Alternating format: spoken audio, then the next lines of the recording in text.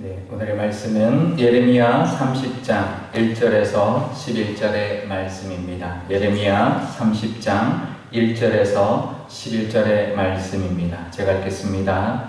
여호와께로부터 말씀이 예레미야에게 임하여 이르시니라. 이스라엘의 하나님 여호와께서 이와 같이 말씀하여 이르시기를 내가 내게 일러준 모든 말을 책에 기록하라. 여호와의 말씀이니라. 보라, 내가 내 백성 이스라엘과 유다의 포로를 돌아오게 할 날이 오리니 내가 그들을 그 조상들에게 준 땅으로 돌아오게 할 것이니 그들이 그 땅을 차지하리라. 여호와께서 말씀하시니라. 여호와께서 이스라엘과 유다에 대하여 하신 말씀이 이러하니라. 여호와께서 이와 같이 말씀하시되 우리가 무서워 떠는 자의 소리를 들으니 두려움이요 평안함이 아니로다. 너희는 자식을 해산하는 남자가 있는가 물어보라. 어찌하여 모든 남자가 해산하는 여자같이 손을 자기 허리에 대고 모든 얼굴이 겁에 질려 새파래에 졌는가. 슬프다 그날이여. 그와 같이 엄청난 날이 없으리라. 그 날은 야곱의 환난의 때가 되미로다. 그러나 그가 환난에서 구하여 냄을 얻으리로다. 만군의 여호와의 말씀이라. 그날에 내가 내 목에서 그 멍에를 꺾어버리며 내 포박을 끊으리니 다시는 이방인을 섬기지 않으리라. 그들은 그들의 하나님 여호와를 섬기며 내가 그들을 위하여 세울 그들의 왕 다윗을 섬기리라. 여호와의 말씀이니라.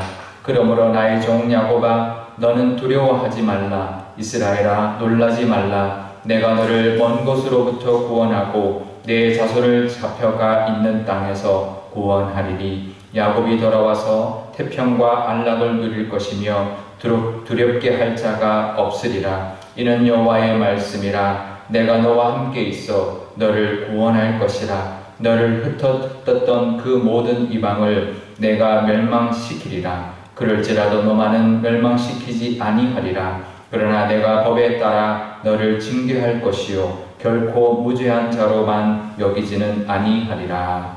아멘. 네, 잠깐 기도하겠습니다.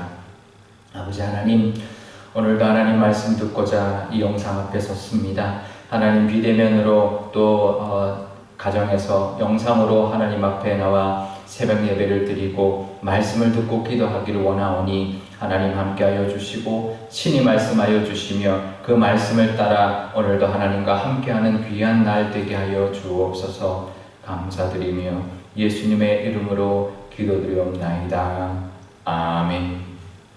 네, 오늘 말씀에 보면 하나님께서 예레미야에게 지금 하는 모든 말씀을 책에 기록하라 말씀합니다. 예레미야와 이사야는 선지자 중에서 기록을 한 선지자였습니다. 하나님 말씀하신 것을 아주 소상하게 정말 길게 써 내려갔던 그 책으로 남겼던 선지자였는데요. 그 하시는 말씀은 뭐냐면 3절에 이렇게 나옵니다. 보라, 내가 내 백성을 이스라엘과 유다의 포로를 내 백성 이스라엘과 유다, 그러니까 북이스라엘도 포함된 것이죠. 남유다와 모든 포로로 끌려갔던 모든 백성들을 내 백성들을 돌아오게 할 날이 올 것이다. 돌아오게 할 날이 올 것이다라는 거고요. 내가 그들을 조상들에게 준 땅으로 돌아오게 할 것이고 또 그들이 그 땅을 다시 차지하게 될 것이다라고 말씀하고 그것을 기록하라고 말을 합니다. 그런데 사실은 이 말씀이 그동안 거짓 선지자들이 했던 말과는 굉장히 비슷합니다. 거짓 선지자들도 하나님께서 돌아오게 할 것이다 라고 말했거든요. 무슨 차이가 있을까요? 하나님의 말씀을 전했던 이 참 선지자 예레미야의 말과 거짓 선지자의 말의 차이가 무엇일까요? 그 첫 번째는 그 때가 다릅니다. 그 때는 하나님이 정하신 때를 전하는 것이 바로 참 선지자의 예언인데 이 거짓 선지자들은 자신들이 정한 때를 말을 하고요. 또 말을 하고 있는 것입니다. 예레미야 29장 10절에 보면 70년이 차면 돌아올 것이다 라고 예레미야를 통하여 그 때를 말씀하셨는데 거짓 선지자들은 그렇지 않았습니다. 곧 돌아올 것이다. 또 어떤 거짓 선지자는 2년 안에 돌아올 것이다 라고 하면서 자기가 생각하는 때를 말을 하는 것이죠. 그러니 자기 생각을 전하는 것이고 자기가 마음대로 정하는 시간이기 때문에 거짓 예언일 수밖에 없는 것입니다. 시간과 때에 대한 주권은 하나님께 있습니다. 자기가 함부로 정할 수 있는 게 아니고 자기가 함부로 말할 수 있는 것이 아닙니다. 그런데 그거 말고 또 하나가 더 있는데요. 이것이 가장 결정적인 차이인데요. 그것은 하나님께서 11절에 끝에 이렇게 말을 합니다. 내가 너희를 구원할 것이고 멸망시키지는 않을 것이다. 그러나 내가 법에 따라 너를 징계할 것이고 결코 무죄한 자로 여기지는 않을 것이다 라고 말씀합니다. 그러니까 너희를 건져낼 것이고 다시 돌아오게 할 것이지만 내가 너희를 징계할 것이고 무죄한 자로 여기지는 않을 것이다 라고 말합니다. 그러니까 죄에 대한 해결을 이야기하는 건데요. 이스라엘 백성들은 자신들의 죄로 인하여 나라가 멸망했고 포로로 끌려가 있습니다. 그러니까 아직 예언이기 때문에 가진 않았지만 포로로 끌려갈 것입니다. 그런데 그 죄에 대한 회개 없이 철저한 자복함이 없이 그냥 포로에서 돌아오게 되는 것, 그것은 하나님의 뜻이 아닙니다. 그는 결국 또다시 죄에 빠질 수밖에 없는 모습이 되는 거죠. 그런데 거짓 선지자들은 회개를 이야기하지 않습니다. 그냥 돌아올 것이다. 그냥 하나님이 회복시켜 줄 것이다. 아무런 자기들의 죄에 대한 회개 없이, 자복함이 없이 얼마나 끔찍한 그 자신들의 죄로 인하여 이런 모습을 당하고 있는지에 대한 그런 자신을 돌아보는 거 없이 그냥 회복을 말한다는 것은 그것은 거짓 선지자인 것이죠. 회개가 없는 회복을 말하고 있기 때문에 그것은 거짓 예언일 수밖에 없습니다. 우리도 마찬가지인데요. 무슨 어려운 일이 있을 때 하나님이 지금 이것을 통해서 무엇을 말씀하시는지를 우리가 잘 깨달아야 합니다. 그거 깨닫지 않으면 하나님이 그 일을 허락하신 이유를 우리가 놓치게 되는 거죠.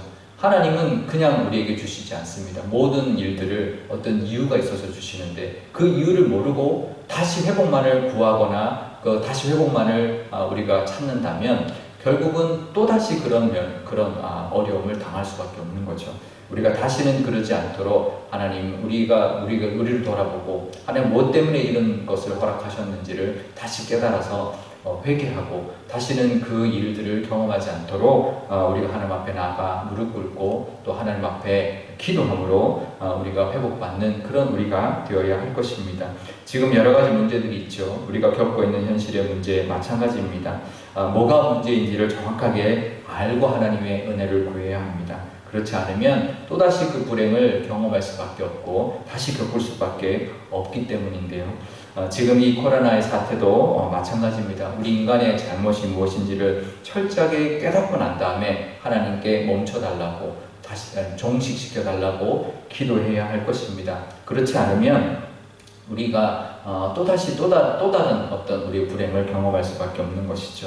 피조 세계를 우리 사람들이 함부로 다뤘고요. 인간이 마치 하나님과 같이 된 것처럼 마치 많은 과학이 발달했고 의학이 발전했기 때문에 정말 우리가 뭔가를 하나님의 어떤 권한까지도 하나님의 그 영역까지도 마치 범할 수 있는 것 같이 그렇게 교만했는 우리의 모습이었는데 이 작은 바이러스 하나에도 이렇게 무너질 수밖에 없는 연약한 존재라는 것을 우리가 뼈저리게 느끼고 깨닫고 우리의 교만을 회개하고 하나님의 은혜가 필요합니다. 하나님의 능력만이 우리를 구할 수 있습니다라고 자복하고 고백하는 것이 지금 이 시대 우리가 해야 되는 우리의 모습이고 하나님이 원하시는 모습일 것입니다. 6절에 보면은요 이렇게 말을 합니다. 남자가 해산하는 여자같이 겁에 질려서 새파래졌다고 합니다. 그러니까 지금 두려운 이 모습을 그 현상을 두려워하는 거죠. 우리가 맞닥뜨리게 되는 어떤 여러 가지 사건들이 있고 문제도 있고 코로나19도 있고 여러 가지 경제적인 문제나 어떤 병이나 여러 가지가 있습니다. 하지만 우리는 그것에 질려서는 안 됩니다. 우리가 두려워할 것은 그 상황이 아니고요. 그 상황을 허락하신 하나님이라는 것을 우리가 잊어서는 안 됩니다. 세상을 두려워할 것이 아니라 재앙을 두려워할 것이 아니라 하나님을 두려워할 수 있는 저희들 될 수 있기를 바랍니다. 세상이 또 하나님을 두려워할 수 있도록 하나님의 능력을 의지하는 것만이 해답이라는 것을 우리가 기억하고 그것을 깨닫게 해달라고 기도할 수 있는 저와 여러분 되실 수 있기를 바랍니다.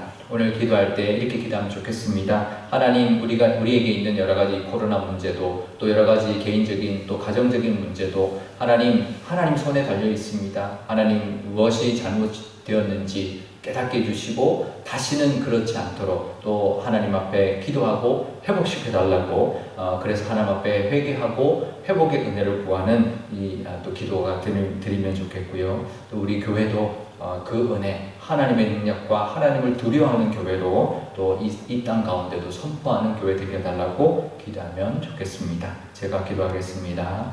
아버지 하나님 감사합니다. 코로나19가 하나님 백신이 나오기 전까지는 정말 하나님 아무도 하나님 안심할 수 없습니다. 우리 주변까지 너무나 많이 퍼져 있습니다. 조용한 전파로 많은 곳까지 우리 주변까지 하나님 코로나가 번져 있기 때문에 언제 누가 감염될지 모르는 이 상황 속에 하나님 우리를 지켜 주옵소서. 우리 교우들을 붙들어 주시고 우리 교회를 하나님 보호하여 주옵소서. 우리가 우리의 그 인간의 교만과 인간의 어떤 잘못된 그런 피조 세계를 다스림에 하나님께서 허락하신 이 문제 가운데 겸손히 하나님의 능력을 의지할 수 있는 저희들 되게 하여 주옵소서. 우리 인간의 잘못을 회개하게 하여 주시고 하나님의 은혜를 구할 수 있는 우리가 되게 하여 주옵소서. 우리 개인적으로도 우리 가정에도 문제가 있을 겁니다. 그 가운데도 하나님의 뜻을 하나님 앞에 자복하고 하나님의 은혜를 구할 수 있는 하나님의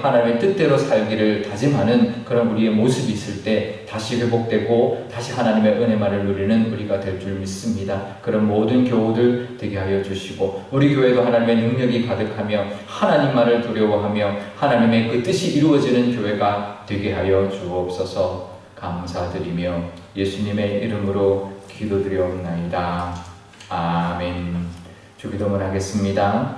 하늘에 계신 우리 아버지의 이름을 거룩하게 하시며 아버지의 나라가 오게 하시며 아버지의 뜻이 하늘에서와 같이 땅에서도 이루어지게 하소서.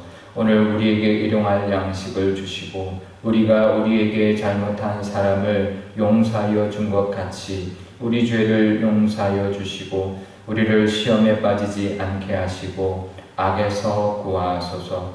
나라와 권능과 영광이 영원히 아버지의 것입니다. 아멘.